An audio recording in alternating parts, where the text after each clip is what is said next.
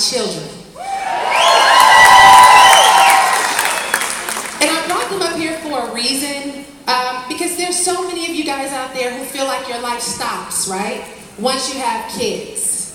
But I'll tell you guys, mine just began because they became a bigger reason why. So I'll just give you guys a little bit of background. We were in Austin and we were on stage. The kids were supposed to be on stage with me.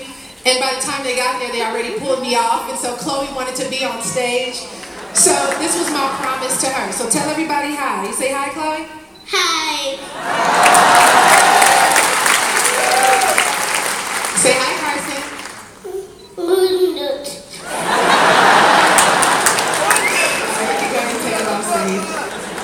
Bye, baby.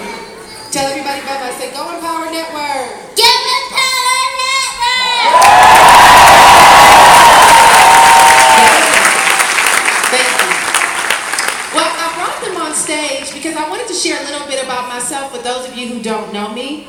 And to also share with you guys that this is an opportunity for everyone.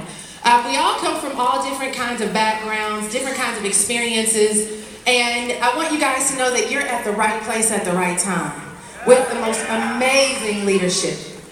And I wanted to do something, you know, I saw these guys come up here on stage and take their shoes off, so I'm going to do the same thing. I remember like that first chick on stage without shoes, right?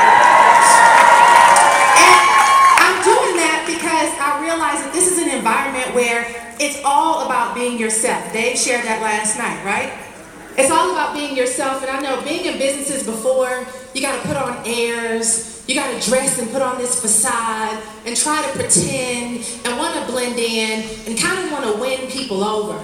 But this is an environment where finally you can get paid to be you. So guys, I only have a few minutes here. I just want to talk to you guys. I want to share a few things that I've learned about what it takes to create success. But I brought my daughter on this stage because the reason why I'm on this stage is because what my mom did for me. I'm from Los Angeles. Any LA folks in the house? Callie is representing. But I'm from Los Angeles, and where I grew up is inner city Los Angeles. But my mom worked out in Santa Monica with some stockbrokers. She used to work for Payne Weber. So I don't know if you guys remember that back in the day. But she had all these great friends making all this money in the 80s. And they had a chance to live in Pacific Palisades and Malibu and Beverly Hills. And one of the things that my mom loved to do with us on the weekend was drive us through the hills and show us these big mansions. And we would talk about it and we would dream about it. And she would just say, Nikki, look here. And she would always tell me, you know, I want you to be anything you desire to be in life. One of the things with my mom, however, is she had her first child at 16. And by the time she was 24, she had 4 children and absolutely no help. So one of the things that she told me was, don't get married and don't have any babies. Just go travel and see the world, right? And her concern was that we would get stuck. But I brought my kids out here because I got married and my husband. I don't want to forget him. But I brought my husband and my children because I got married, I had babies, and we're traveling and seeing the world together.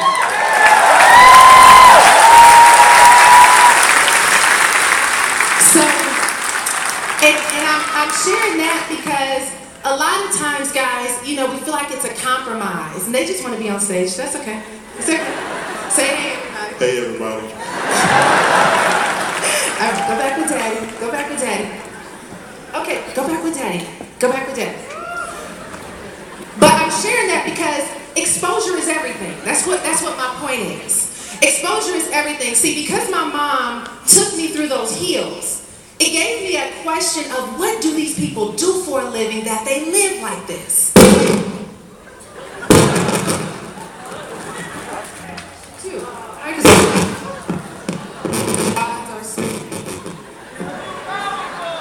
Hello. Can you guys hear me?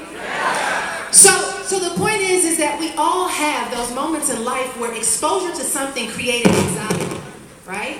It created desire. I think this thing is giving feedback. We're getting it together, right? All right, switcheroo. This is what life is like, right? It's not always perfect. So you don't panic, you keep it moving. The show is on.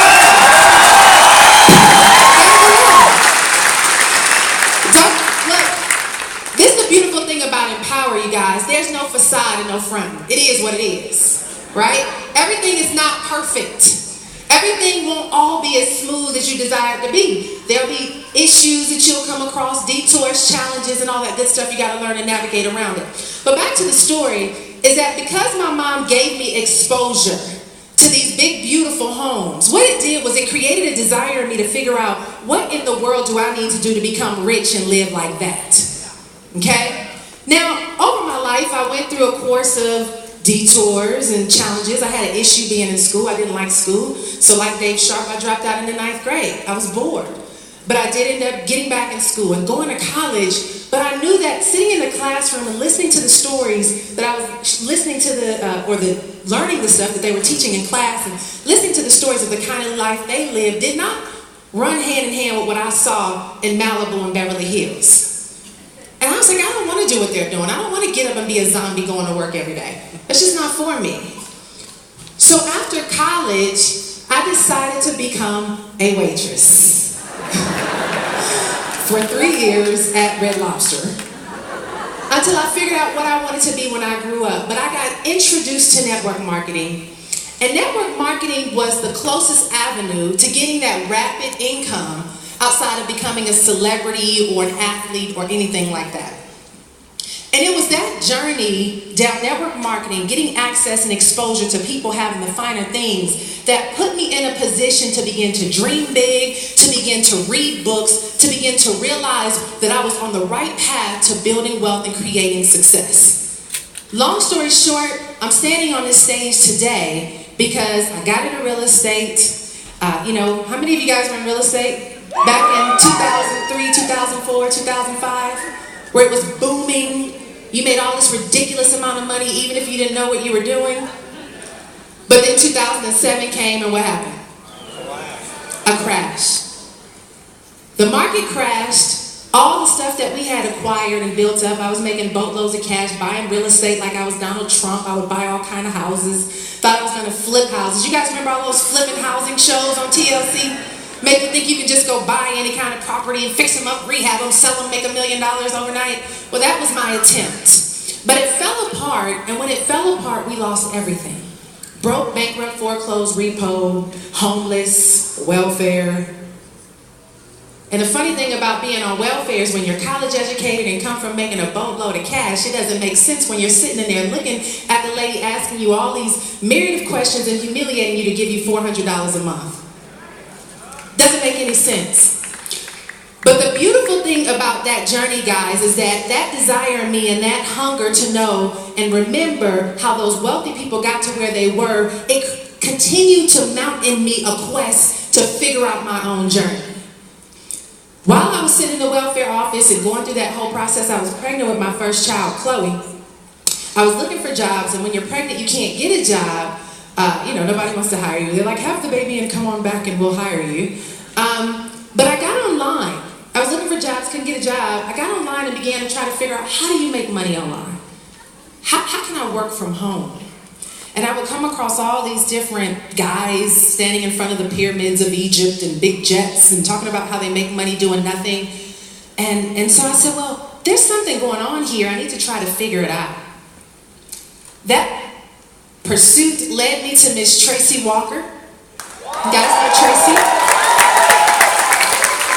And I saw her online doing all these things, looking like a celebrity. Began to follow her, began to try different things. And as I began to dig into what internet marketing was all about, guys, one thing that I realized that was here was a skill set that can make you very rich. If you look, how many of you read Inc. magazine, Fortune magazine, Money magazine? Okay, if you read those magazines, on the front cover, there's generally a bunch of 20 and 30-something-year-olds, right? Because they started some kind of tech company, and they're extremely rich. Well, when I got on the internet and I began to dig into what we were doing, I realized that there was a skill here that equated to wealth. And instead of chasing the money, I said, well, let me go ahead and learn how to do what these big boys are doing, because there was a bunch of guys making a boatload of cash, but I wanted to know how to operate it from behind the scenes so that I can earn my way into the industry and start making money. And that was 5 years ago. we began to dig in. We spent 18-hour days, guys, on the computer day and night. You guys fuss when you're only on there for an hour writing a blog post. But Tracy and I had to learn HTML, create our own blog, and lose it like 5 times to have to recreate it again. But what I've discovered in this entire journey, and why I'm sharing this with you guys, is because at the end of the day, it's about developing a skill set that creates intellectual property within your mind where you have so much value that when you begin to exchange it with other people, they can't wait to pay you money. You see, it's really good to be a speaker and be inspiring, but what are you giving people that's going to add value to their life to make them propel further into places where they never thought they would go?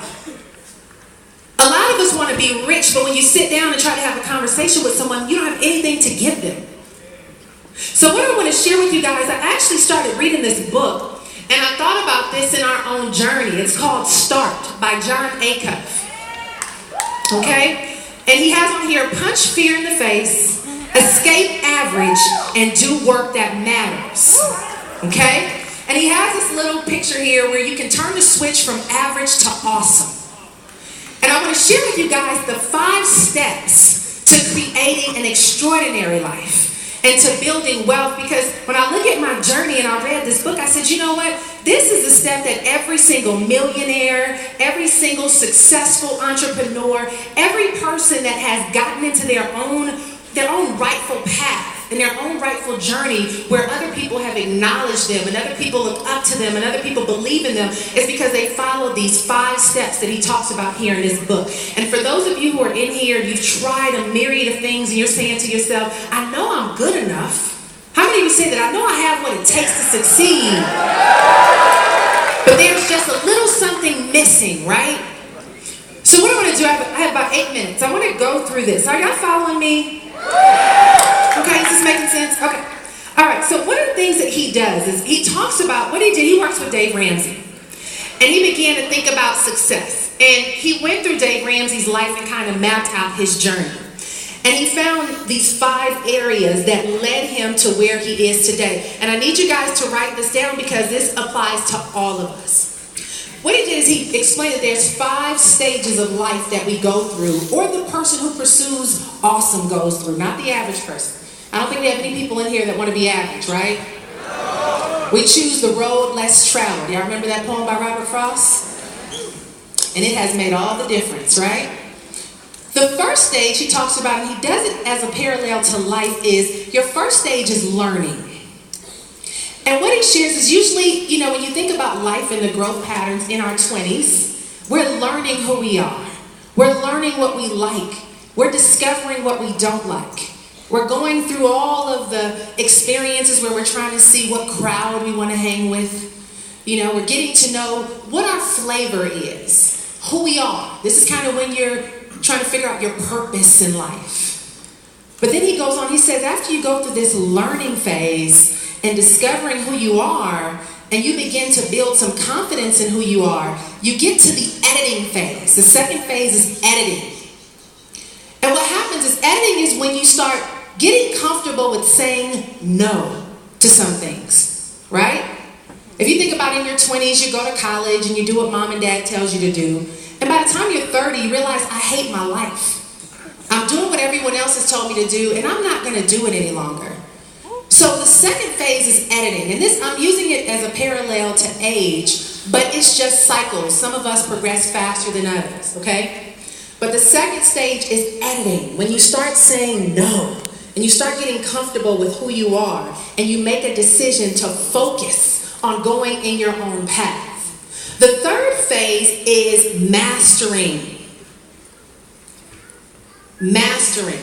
It's when you identify where you are, what you're good at, what you want to pursue, and you choose to zone in on it and master it. After you've mastered it, the fourth phase is harvesting. Once you've mastered something, you're able to reap a harvest, which means you start making the money from the time that you've put in, from the process that you've gone through. Does that make sense?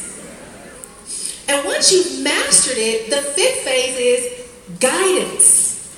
You begin to go back and guide other people because you've picked up a skill, you've made a decision, you've established a focus, and you've mastered something that gives you the credibility to go back and pour into someone else.